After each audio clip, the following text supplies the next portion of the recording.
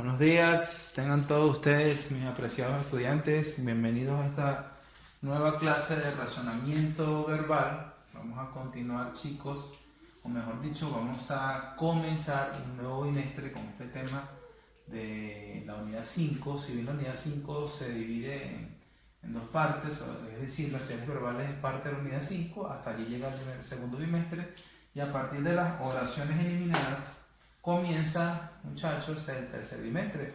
Todos estos ejercicios ya son conocidos para ustedes, solamente vamos a refrescar, ¿ok? Y toda la dificultad y la complejidad va a estar en los ejercicios. Recuerden que las oraciones eliminadas es un ejercicio que consiste en reconocer un enunciado que está dentro de un texto que compone una totalidad, pero que ese enunciado, por tener o cumplir con algunos de estos criterios, rompe el sentido del texto o simplemente no pertenece al texto que se está poniendo como base y por lo tanto debe eliminarse, chicos, debe suprimirse porque no está cumpliendo una función, no es parte de ella. Entonces, esas oraciones eliminadas se pueden reconocer por varios criterios. De acuerdo al libro, en este caso nos vamos por el libro, hay tres criterios: impertinencia o disociación, redundancia y contradicción. Cuando hablamos de impertinencia o disociación es porque simplemente esa oración que se hay que eliminarse se aleja del tema, ¿ok? No está próximo al asunto tratado en el tema. Quizá e incluso cuando se habla de disociación puede estar dentro del campo semántico, pero no está en el tema específico. Les doy un ejemplo: que el texto trate de lo que son los tipos de la comunicación y dentro de todas esas oraciones, todas hablen de los tipos de comunicación menos una que hable de la definición de comunicación. Es decir, aunque está en el mismo campo semántico que es la comunicación, no está en el mismo tema que son los tipos de comunicación. Entonces, pero tenemos que reconocer, porque eso nos lo dice a las claras, uno tiene que leer y deducir, ¿no?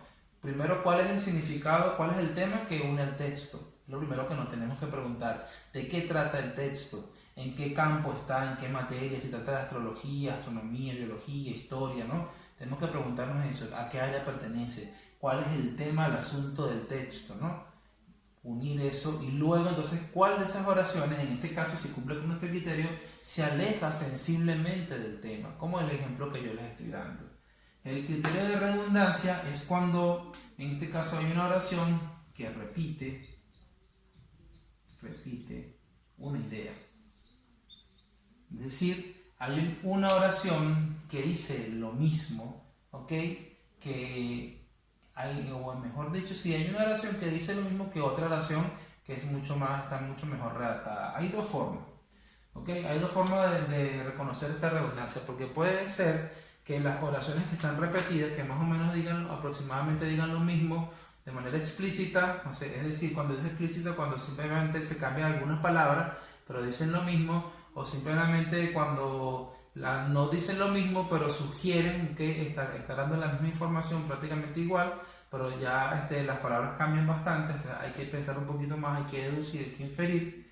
Pero puede que la oración eliminada, a veces podemos pensar, bueno, cuando es redundancia, vamos a eliminar la segunda que aparezca después. Por ejemplo, redundan las 3 y la 1. Por lo tanto, yo siempre voy a eliminar la 3 porque la 1 está primero. Si la 1 está primero, yo elimino la 3 de una vez. Eso es lo que yo haré normalmente. Y no siempre puede pasar así. ¿Por qué, chicos? Porque cuando hay dos oraciones que si son exactamente, prácticamente iguales, lo que se cambia son algunas palabras que se dicen, sí podemos tomar ese criterio. Es decir, la que se haya escrito primero es lo que se va a dejar. Si la redundancia está entre la 2 y la 4, y las dos dicen exactamente, prácticamente lo mismo, pero con otras palabras, eliminamos la 4, ¿ok? Porque la 2 estuvo primero. Pero si resulta que la 2 y la 4 dicen lo mismo, para más o menos lo mismo, pero la 4 es más completa, ¿ok? Está mejor redactada, un poco más de información que la 2, entonces nosotros tenemos que eliminar la 2 a pesar de estar primero. Por ejemplo, dice Simón Bolívar, hay dos oraciones que dicen: Simón Bolívar nació en Caracas, y la otra oración: Dice, el Libertador nació en la capital de Venezuela en el año de 1783.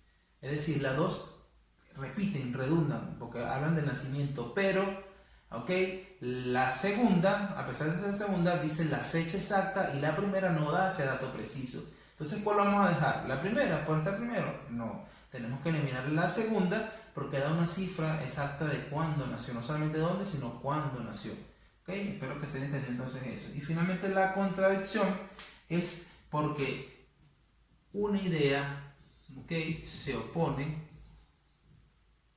al texto o al sentido global del texto. La oposición puede ser parcial o la oposición puede ser total. Es decir, hay una idea que contradice, ¿okay?, al texto, por lo tanto tenemos que eliminarla. Si por ejemplo el texto está hablando de las ventajas de las redes sociales, la mayoría de los enunciados están hablando de la ventaja, y hay una que está hablando de las desventajas de las redes sociales en el mismo texto.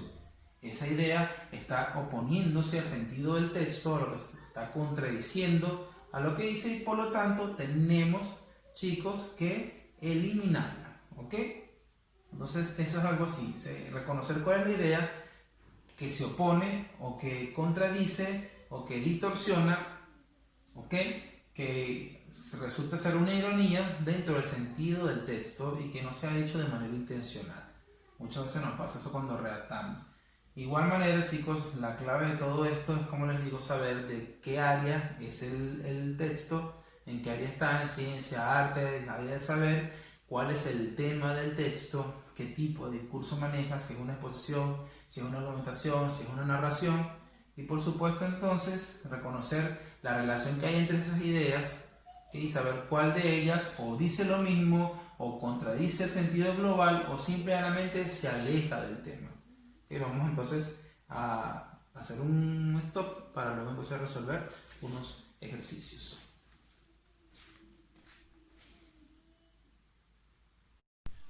Ok, chicos, continuamos entonces ya con un ejercicio.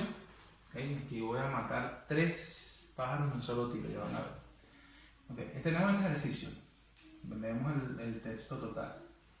El constructivismo es un paradigma psicológico de implicaciones educativas. Establece que el sujeto cognoscente es protagonista de su propio aprendizaje. Muchos consideran al constructivismo como un modelo tradicional de aprendizaje. Puede considerarse como principio, pueden considerarse como principios constructivistas el dinamismo, la creatividad y la innovación.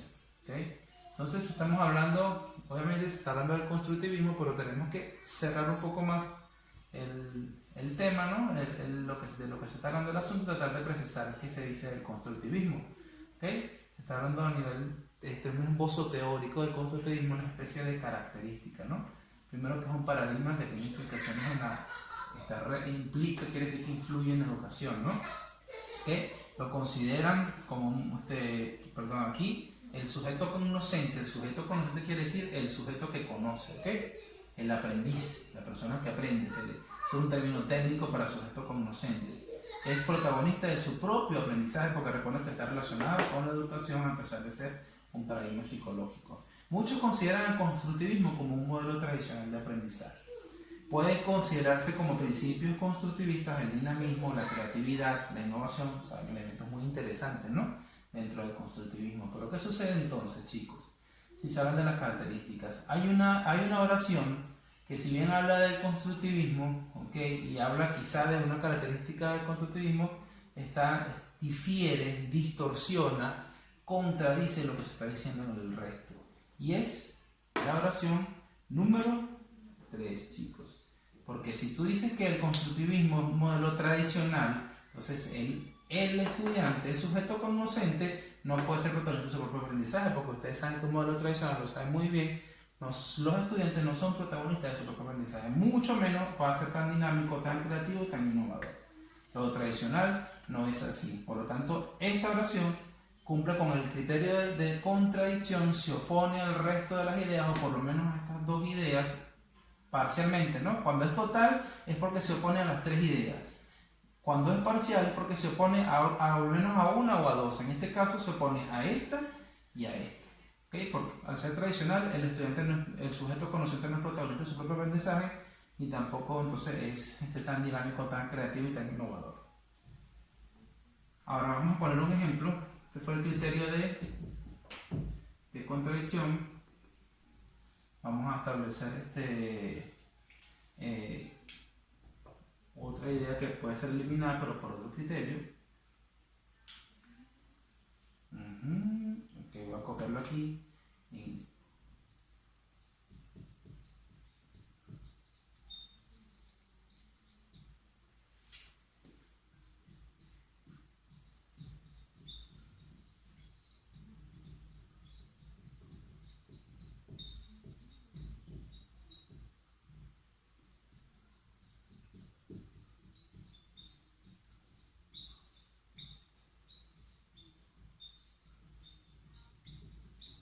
En este modelo, el aprendiz es el centro en el proceso de conocimiento. ¿Ok? Esta es oración que se tiene que eliminar, vamos a hacer con esta, no, nada más para dar el ejemplo de los criterios, es porque de alguna manera esta oración repite, ¿okay?, lo que ha dicho otra, entonces tenemos que revisar. Si repite lo que ha dicho otra que está antes de ella, tenemos que ver si repite exactamente lo mismo, si no aporta nada nuevo, ¿ok?, para eliminarla a ella o eliminar a la que está antes de ella.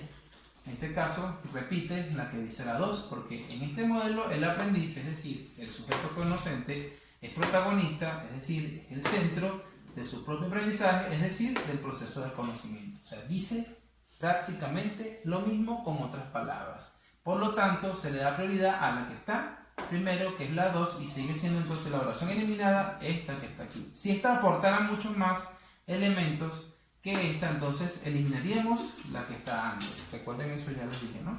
Y finalmente, vamos a tratar de elaborar una oración que cumpla con el criterio de disociación, chicos. ¿Ok? Pensemos entonces en la idea, el constructivismo.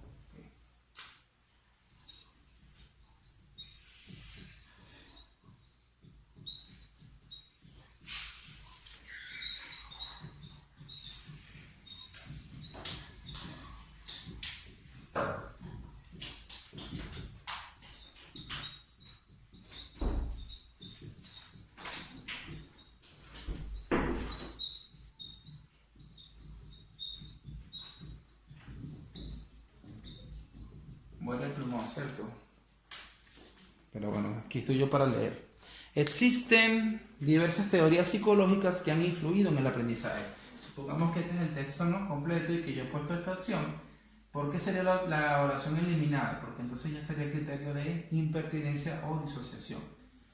Si bien el constructivismo es una teoría psicológica de implicaciones educativas, estamos hablando entonces de las características del constructivismo. Y esta se disocia porque está hablando a nivel general de las teorías psicológicas relacionadas con el aprendizaje. O sea, no habla nada del constructivismo, no aporta nada, se aleja del tema. Habla de teoría psicológica, pero el tema no son las teorías psicológicas, sino el constructivismo como una teoría psicológica que ha influido en este caso, en la educación, ¿no? Entonces, esta oración se aleja sensiblemente del tema, por lo tanto, sería la oración eliminada. Y con esto he cumplido con los 3 criterios en el mismo ejercicio. Como les dije, 3 pájaros de un solo tiro. Bien, chicos, esto ha sido todo. Muchas gracias.